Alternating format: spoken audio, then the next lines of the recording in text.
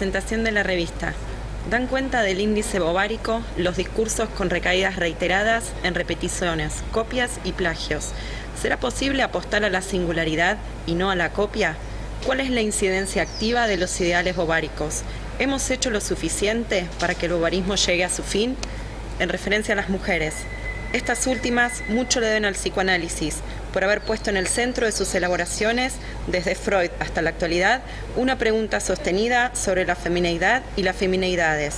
Es necesario indagar en la historia del psicoanálisis los puntos a los que se ha llegado al considerar la femineidad, en sus diferencias y en sus malentendidos. Si bien el psicoanálisis está en nuestro aire, situarse en él y en la pregunta sobre la femineidad es un asunto que cada uno responde en el propio análisis. Por otra parte, mucho es lo que han impulsado en dicha transformación las mujeres anarquistas hacia finales del siglo XVIII, los debates de los feminismos desde el siglo XIX hasta hoy, con consecuencias en la implementación de leyes y en su divulgación. La perspectiva que me interesa destacar no es tanto el papel de la heroicidad de los actores de esas historias, si bien la hubo, sino la particular capacidad para salir de un cuarto propio y ocupar un lugar de enunciación en los discursos, en las épocas en que les ha tocado y nos toca vivir. El bovarismo en los personajes de Flaubert, de Jules de Gautier. Comentario, María del Rosario Ramírez. Se inclinen al drama o a la comedia, muestren un defecto en la sensibilidad, la inteligencia o la energía, todos estos personajes tienen una cosa en común. En todos descubrimos un principio de sugestión que los determina, como hipnotizados, a verse a sí mismos diferentes de lo que son. Emma Bovary aparece moldeada por el entorno y las circunstancias. Gautier encuentra en estos elementos las razones de una predisposición a concebirse otra que no es. Estos son los rasgos que Flaubert pone en escena al construir su heroína. Su realidad ha sido primero imagen trabajada, deformada para su uso, dominada por la imaginación. Gautier afirma entonces, Madame Bovary es una idealista. Los objetos son creados a partir del contexto de época, del lenguaje de parroquia, si se quiere, para la propia utilización, para colmar ese yo disfrazado. Ahora bien, entre estos objetos que ella está obligada a transformar con el fin de percibirlos, figura su propio yo, su propia persona. También, en lugar de pensar que Madame Bovary es el producto de las circunstancias, tendríamos que juzgar que la necesidad interna que la gobierna elige. Lo que es típico en Madame Bovary es este poder de concebirse otra que no es. Idealiza una idea que se hizo de ella al punto de constituir la idea su verdadera personalidad y odia la realidad de la vida que efectivamente tiene.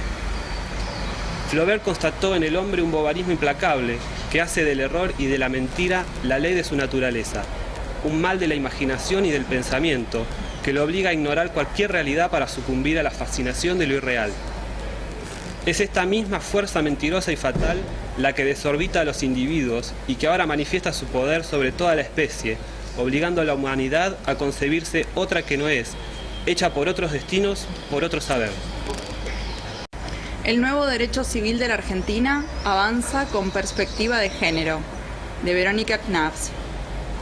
El derecho civil argentino ha sufrido un cambio radical a partir del dictado del nuevo Código Civil y Comercial de la Nación. El flamante ordenamiento, vigente desde agosto de 2015, ha introducido importantes modificaciones sobre todo el ámbito del derecho de familia. Aparecen hoy nuevas figuras, tales como las uniones convivenciales y las técnicas de reproducción humana asistida. Y en paralelo se han modificado sustancialmente las clásicas instituciones del derecho civil, la consolidación del acceso de las mujeres al mercado de trabajo, el retraso de la maternidad, los avances de la anticoncepción efectiva y segura, el aumento de la tasa de divorcio y la expansión de la familia monoparental y la familia ensamblada, entre otros, han hecho evidente la necesidad de contar con un nuevo entretejido legal que dé respuesta a ciertos conflictos jurídicos muy diferentes y más complejos a la vez. Las mujeres, como ven, tenemos mucho que ver en ello. Jacques Lacan, el anclaje de su enseñanza en la Argentina, de Marcelo Izaguirre. Notas y fragmentos, Laura Bosco. El libro se propone dar cuenta de la recepción en la Argentina de la obra de Jacques Lacan. El planteo es claro e introduce a su lectura. En primer lugar, su hipótesis. La irrupción del lacanismo y su crecimiento son anteriores al año 1976. Esta formulación surge como respuesta a aquellos que sugieren, y hasta afirman, una correlación entre el crecimiento del psicoanálisis lacaniano y la época de la dictadura en nuestro país. También para los que intentan desconocer la figura de quien fue el introductor del psicoanálisis lacaniano a nuestra lengua, Oscar Mazota. Izaguirre sostiene su hipótesis, además, en el acuerdo con una tesis que dice que el discurso freudiano no fue sino el retorno de lo reprimido. Despliega sólidamente sus argumentos, apoyados en un riguroso trabajo de lectura e investigación de documentos y testimonios. La generosidad con la que brinda las referencias de las que dispone es altamente valorable para los que nos adentramos en este campo. Germán García, en el prólogo de este libro, comienza diciendo: la conocida parquedad de Marcelo Izaguirre se encuentra en la economía de sus argumentos, que dejó sin palabra a la elocuencia de las épicas testimoniales que, sin documentación alguna, nos cuentan sus versiones sobre el psicoanálisis. Izaguirre recorre las vicisitudes de la institucionalización del lacanismo, la fundación de la Escuela Freudiana de Buenos Aires por Mazota en 1974, sus antecedentes, sus derivas, hasta llegar al paradójico momento, 1979, en el que Mazota mismo fue excluido de la escuela que fundó. Los argumentos que se usaron para excluir a Mazota, los argumentos con y contra Lacan, los argumentos con y contra Mazota, se basaron en la falsa oposición entre hegemonía y democracia, entre clínicos y teóricos, y también las disputas por la legitimidad tuvieron su peso. Afirma Izaguirre en la página 141. Lo que se había dirimido era otra cosa, ni por la democracia, que aquellos que la reivindicaron después no la aplicaron en sus instituciones, ni por la clínica, que después otros se arrogarían, ni por el saber, que, en particular para los psicoanalistas, en tanto sostienen la idea de un saber inconsciente, no es prioridad de nadie, solo el poder, es decir, quien dirigía. Alfonsina, primer periódico para mujeres, dirigido por María Moreno, notas y fragmentos Marcela Varela. Porque desde hoy vamos a implantar un alegre casamiento del horno con la máquina de escribir, de los anteojos de leer con las agujas de crochet, de la casa con el barrio, del barrio con la eternidad, con o sin Borges. Ese casamiento del horno con la máquina de escribir, ese cambio de estado, Alfonsina lo contrae a través de diferentes vías. Una de ellas es la crítica al estereotipo de la mujer que concibe lo femenino a partir de matrimonio, maternidad, ámbito privado. En eso, el casamiento es uno de los tópicos. La diversidad de temas abordados, el rasgo de sus autores, el desenfado de sus títulos y sus textos, su estética, su intervención en la ciudad, ese casamiento de la casa con el barrio, del barrio con la eternidad, apuntó, como algunos casamientos, a transformar la subjetividad femenina. Para ello, la parodia, la crítica, la ironía, la ficcionalización y la insinuación han sido recursos para confrontar con la ideología sexual dominante. Nota editorial número 11 de Alfonsina, su última aparición, anuncia con una ortografía singular.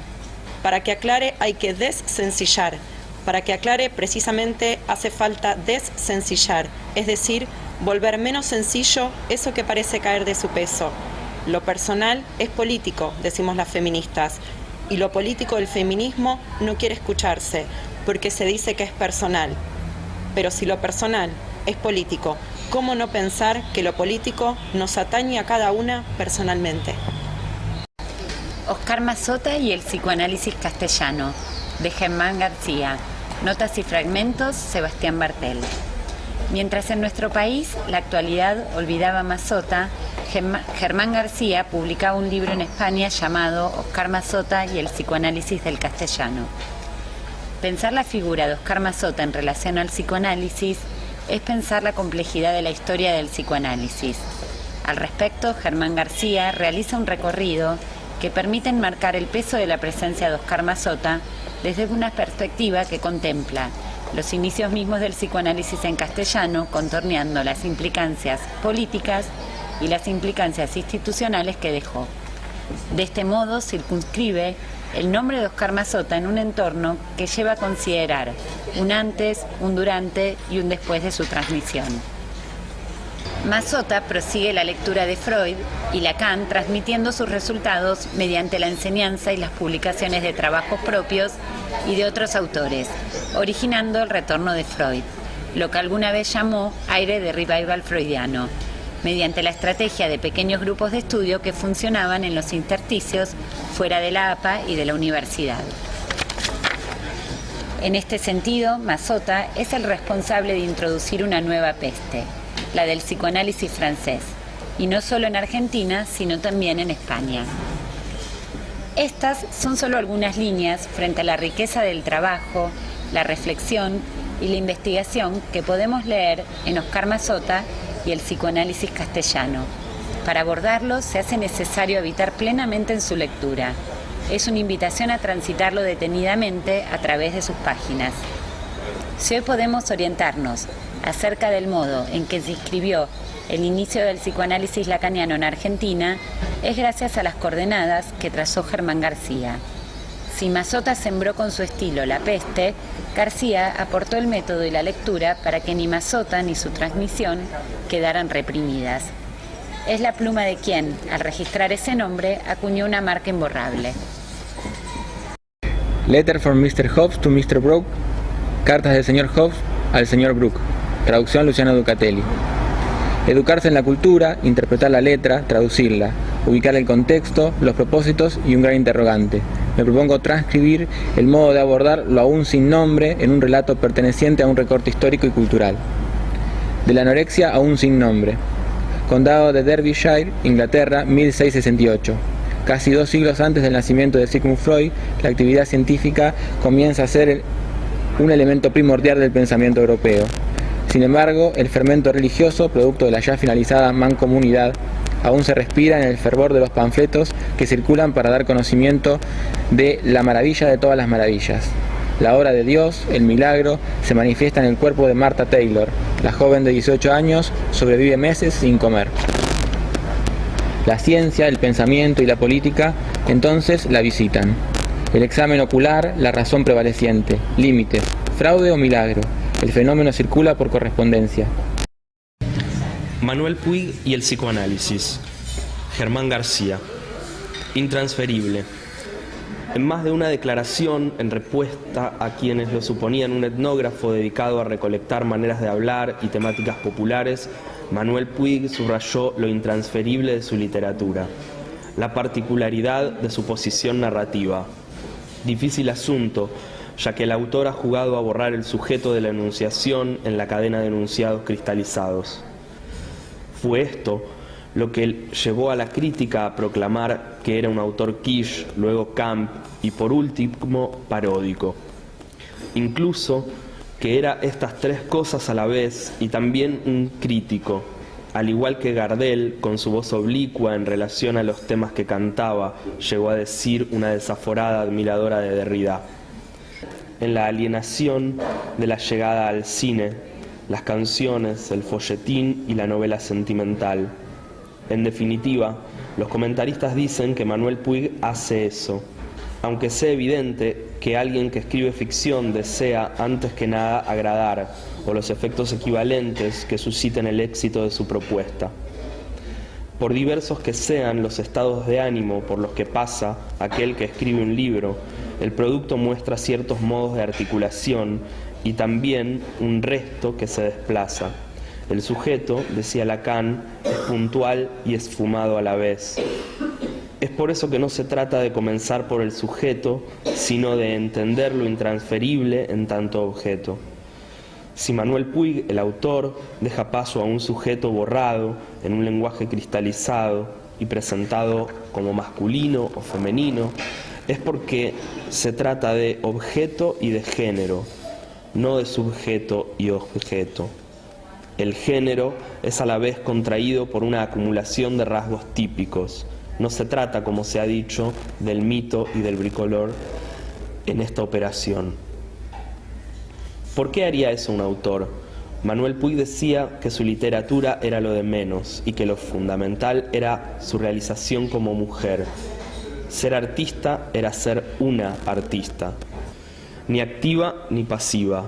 Esa mujer es inventada en el murmullo de la voz media para ser interpretada en el reflejo vacío de la voz del narrador. Pero algo extraño sucede. La está tocando y no la está tocando, porque le apoya las yemas de los dedos contra la carne de la sirvienta y no siente el tacto, como si sus dedos fueran de aire. El sujeto se esfuma frente a la consistencia de la mujer. Sus dedos se volatilizan. La policía de las familias, de Jacques Doncelot. Comentario, Ana Santillán. El lugar de las mujeres en el siglo XVIII. El final del siglo XVIII descubrió a la mujer. Debería decir mejor que descubrió a la mujer como un instrumento privilegiado para gobernar el nuevo orden social. Debería decir, más precisamente, que las políticas de Estado encontraron en las mujeres una pieza clave para conducir a la población en provecho de las nuevas necesidades económicas y sociales. Esto fue lo que determinó su lugar y su función en esa época. Es desde esta perspectiva desde donde leo el libro La policía de las familias, del investigador francés Jacques Doncelot, publicado en 1977. La policía de las familias es un estudio acerca de cómo la familia se convirtió progresivamente, a partir del siglo XVIII, en objeto de las políticas estatales. Su hipótesis es que en este tiempo se pasó de el gobierno de las familias a el gobierno a través de las familias. Entonces, de este estudio, que como se ve es mucho más amplio, solo relevo aquí la función que las mujeres tuvieron en dichas políticas.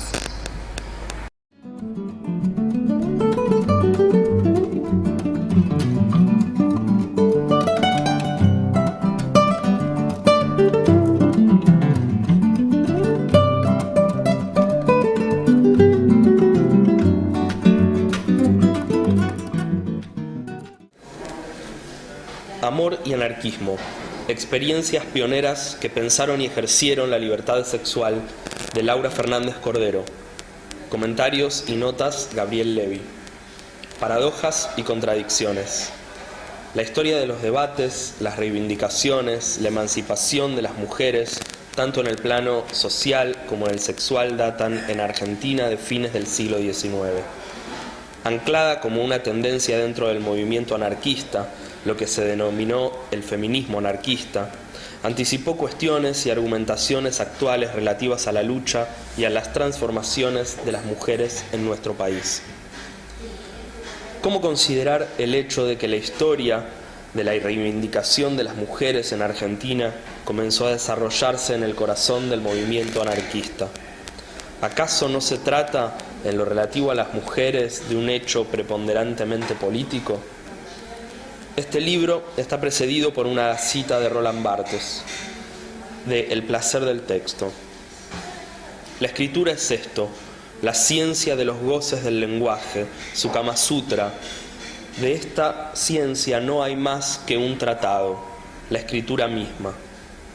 Consta de una introducción y 6 capítulos, y tal como lo dice su autora, el recorrido por los 6 capítulos propone recuperar la contribución anarquista a la discursividad sexual del período, no tanto por sus acuerdos como por la productividad de sus discusiones, no tanto por su intento libertador o por sus recaídas en la moralina, como por incluir la dimensión sexual en un discurso político cuyo horizonte declarado era la emancipación humana y, para finalizar, no tanto por declarar un decálogo doctrinal como por llevar a debate formas alternativas para el amor cotidiano y para la propia vida, a veces presente, a veces futura. Una sensibilidad hacia la condición ineludiblemente sexuada de los cuerpos, de la política y del amor. Tal pretensión de radicalidad es lo que distingue al aporte anarquista. De cómo ese concierto de voces estalla, trata este libro. ¿Qué es lo que nos autoriza a denominar anarquista este episodio, sino el tipo de tratamiento que daban a la cuestión? Los asuntos personales pasarían a ser colectivos y la idea se habría de poner a prueba en los espacios de mayor intimidad. Para terminar, hay una serie de argumentos en el libro no considerados en esta reseña. La trayectoria del anarquismo a través del periódico La Protesta, su desaparición, las consecuencias que ha tenido este antecedente en lo que hace al discurso de las mujeres en Argentina, entre otros. Recomiendo la lectura de este libro, notable en su estilo, que conjuga admirablemente la disciplina de la historia en un trabajo de investigación cuyo tono narrativo no es habitual en otros de este tipo. El asunto de la monja Vicenta Álvarez. Notas y fragmentos, Mirta Benítez. La primera cuestión sensacional, motivada en el país por un caso psiquiátrico, coincidió con el debate de la reforma eclesiástica. Así comienza el relato de José Ingenieros en su libro La locura en Argentina, de lo que denomina Asunto de la monja loca, que promovió la intervención del Estado. En el libro ya citado, La entrada del psicoanálisis en la Argentina, Germán García nos permite iluminar este hecho de la historia. Allí, donde querían entender el deseo de Vicenta Álvarez, era el propio deseo de contrariar la religión lo que no podían entender. Una vez más, el enigma del deseo humano hace lo suyo. Atraviesa las paredes del enclaustramiento subjetivo para engarzarse a los alborotos del síntoma. En esta ocasión, a través de una mujer, la historia le puso fecha. Resonancias de la paranoia. Comentario Silvia Conía. Se permite este cruce bovarismo-paranoia al considerar a esas personas que por una falsedad del juicio se engañan acerca de sí mismos y del mundo externo y se quejan de la situación en la que están, achacándoselas a otros. El cruce entre bovarismo y paranoia es algo que le interesa a Lacan. En su ya mencionada tesis refiere a esto al tratar el caso Aimée. Emma Bovary, así como Aimée, son mujeres con fuertes ideales burgueses y lectoras de las novelas románticas. Para Lacan, Aimée es una intoxicada de literatura, con búsquedas inquietas y sentimentales que no están desprovistas de un bovarismo en que los sueños ambiciosos desempeñan su papel sobre una base de insatisfacción sexual. El nudo bovarismo-paranoia es usado por Lacan para dar cuenta de la importancia del medio social, el contexto, los ideales en la concepción del mundo de un sujeto.